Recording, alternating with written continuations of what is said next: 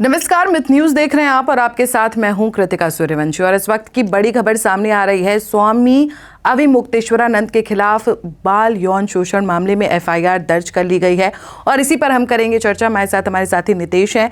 नितेश, देखिए, जिस तरह से कार्रवाई हुई है और जिस तरह से एफआईआर दर्ज की गई है, प्रयागराज कोर्ट ने जिस तरह से आदेश दिए हैं, क्या लगता है क्या हो सकता है आगे?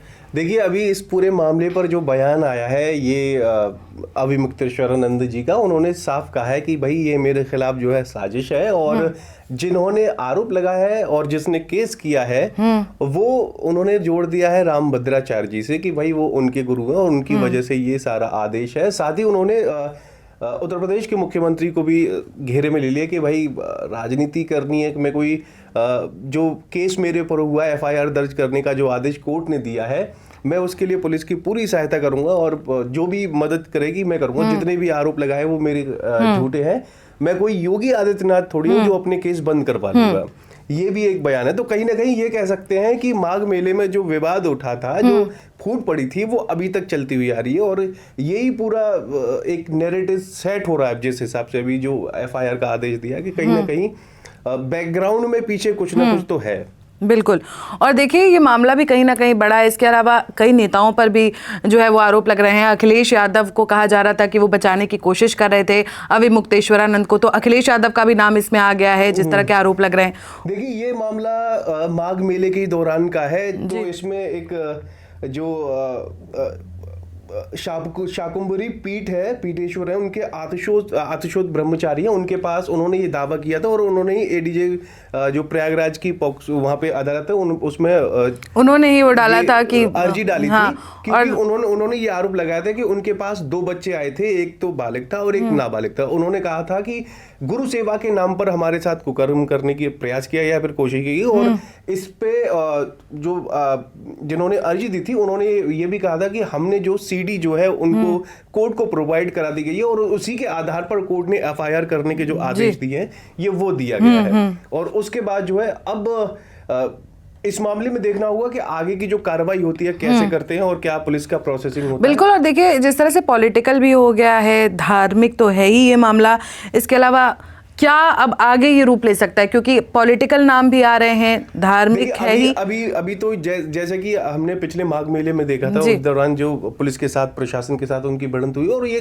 2-4 दिन मामला जो है मीडिया में सुर्खियों में रहा था। और ये आने वाले दिनों में अब जो है ये जो एफआईआर का मामला अभी जस्ट अभी खबर आई है, खबर के बाद ये हो सकता है इसमें आज रात के बाद जो है और तमाम पॉलिटिकल बयान आए, अखिलेश यादव खुद बोले या फिर समाजवादी पार्टी की तरफ से कोई बोले, बीजेपी की तरफ से भी बयानबाजी होगी, योगी आदित्यनाथ की तरफ से भी बयानबाजी होगी। तो ये मामला अभी और ज्यादा विस्तार ले सकता है।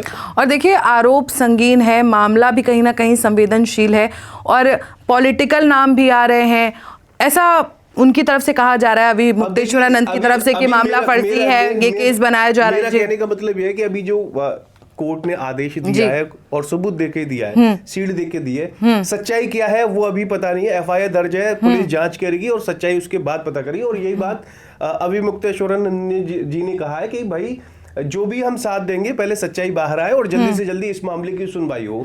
बाकी हम जनता पे छोड़ते हैं कि क्या सच्चाई है इस मामले में, क्या वो है, कमेंट करके बता सकते हैं, अपनी राय भी दे सकते हैं कि क्या हो सकता है, क्या इधर से पॉलिटिक हो रही है, फिर अविमुक्तेश्वरानंद जी ने जो काम कुकर्म किया है या फिर जो भी आरोप लगे हैं वो सही है या नहीं।